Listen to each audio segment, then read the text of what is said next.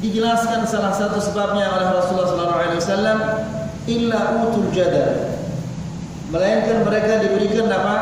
Kemampuan senang, hobi berbantah-bantahan. Dan memang kenyataannya orang yang senang berbantah-bantahan, senang berdebat, ketika dia kalah berdebat, dia akan berpindah ke agama yang lain, berpindah ke pemahaman yang lain. Oleh karena itu, para ulama ahli sunnah wal jamaah dahulu, apabila mereka akan didebat oleh ahli bidah, mereka mengatakan, pergilah sana. Sesungguhnya aku mengetahui agamaku dengan benar, dan engkau adalah orang yang tidak mengetahui mengenal agamamu. Kemudian para ulama salaf mengatakan, man ja'ala dinahu 'urbatan lil jadali aktsara tanaqqula. Barang siapa yang menjadikan agamanya bahan perdebatan, perbantah-bantahan, maka dia akan banyak berpindah-pindah. Jadi ikhwani fiddin azakumullah, apabila kita mengetahui yang hak ini, yang berdasarkan Al-Quran dan berdasarkan sunnah Nabi SAW, maka hendaklah kita berpegang dengan kebenaran ini. Sebagaimana kata Rasulullah SAW, tamassaku biha wa'addu 'alaiha bin nawajid. Peganglah dia kebenaran ini yang berdasarkan Al-Quran dan sunnah. Peganglah dia, wa'addu 'alaiha, dan gigit. Kenapa kita diperintahkan untuk gigit? Apakah tidak cukup memegangnya saja? Tidak cukup. Maka karena kita tidak cukup hanya sekedar memegangnya saja, ini menunjukkan betapa beratnya kebenaran itu di akhir zaman. Dia bisa senantiasa, bisa setiap saat terlepas. Makanya disuruh dia berpegang, kemudian gigit. Kemudian menggigitnya adalah dengan gigi apa? Geraham. Atau 'alaiha bin nawajid, dengan gigi gerahammu, bukan hanya sekedar menggigit. Ya, kalau hanya sekedar menggigit dia bisa terlepas, tapi gigit dengan gigi geraham, gigi yang paling kuat.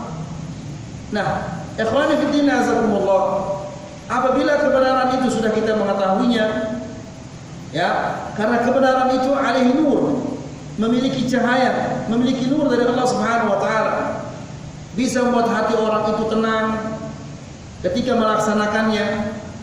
Ya, maka jika kita sudah mengetahui kebenaran itu, maka hendaklah kita berpegang dengan kebenaran itu dan jangan berdebat-debat, jangan berbantah-bantahan. Ya, Rasulullah SAW mengatakan, akhwafu ma akhafu ala ummati kullu munafiqin alim lisan. Yang paling aku khawatirkan terhadap umatku ini adalah orang munafik yang bagaimana sifatnya? Alim lisan, yang pintar bersilat lidah. Ya, orang yang pintar bersilat lidah, yang putih bisa menjadi hitam, yang hitam bisa menjadi putih. Ya, maka jika ada orang yang senang-senang berdebat, maka lebih baik antum apa? Diam. Tinggalkan dia. Ya, kemudian فالجدال بغير دليل ولا قصد صحيح يؤدي إلى الابتعاد عن الصراط المستقيم. Berdebat, berbantah-bantahan tanpa tujuan yang benar, berarti berbantah-bantahan dan berdebat ini dibenarkan jika tujuannya benar. Apa tujuannya? Tujuannya adalah untuk menegakkan yang hak. Sebagaimana imam-imam ahli sunnah, termasuk Imam Ahmad, ya, yang perdebatannya tentang khalqul Quran itu adalah sangat terkenal.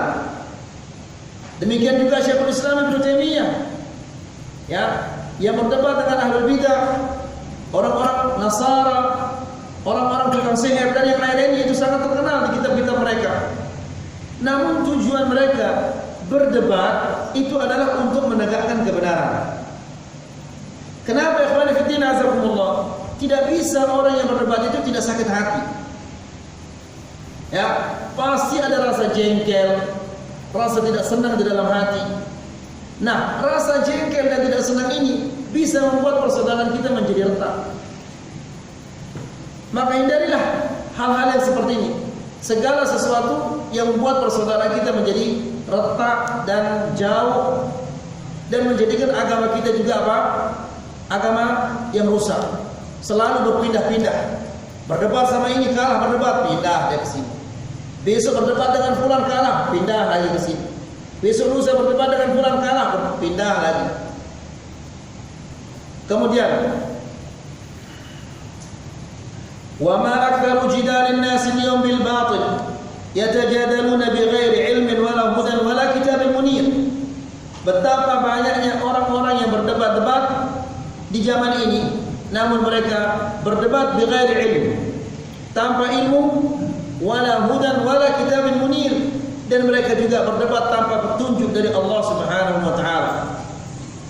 Wa yakfi dafi'an li tarki hadhihi al-khislah adh-dhamimah qauluhu ta'ala, qauluhu sallallahu alaihi wasallam.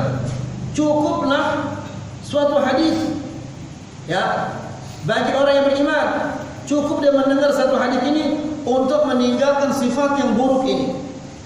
Apa kata Rasulullah sallallahu alaihi wasallam?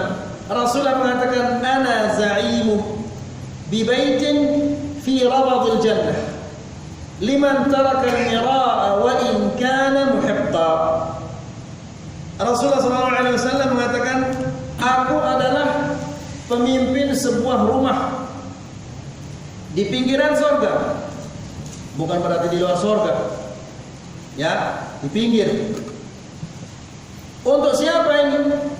Rumah ini yang diberikan oleh Allah Subhanahu wa taala. Jadi seolah-olah kalau mungkin di zaman kita ini adalah RT-nya adalah Rasulullah sallallahu alaihi wasallam atau RW-nya atau kadesnya.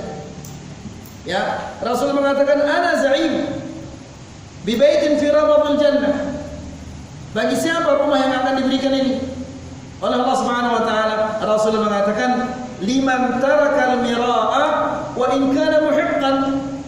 Bagi orang yang meninggalkan berbantah-bantahan, meninggalkan perdebatan, meskipun dia benar, dia tahu dirinya benar dan dia tahu orang ini salah, dia tidak mau berbantah-bantahan dan tidak mau berdebat.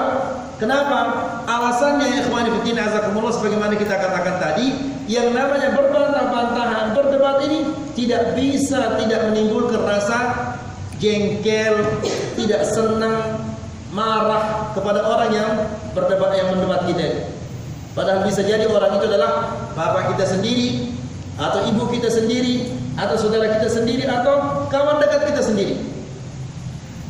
Ya, jadi ingat ketika ada orang mau membantah, ingat hadis Rasulullah SAW yang mengatakan, ana za'imun bi baitin fi rabadil jannah. Aku adalah pemimpin sebuah rumah di pinggiran surga bagi orang-orang yang meninggalkan berbantah-bantahan atau berdebat meskipun dia adalah benar. Dia tahu dirinya benar tapi dia tidak mau.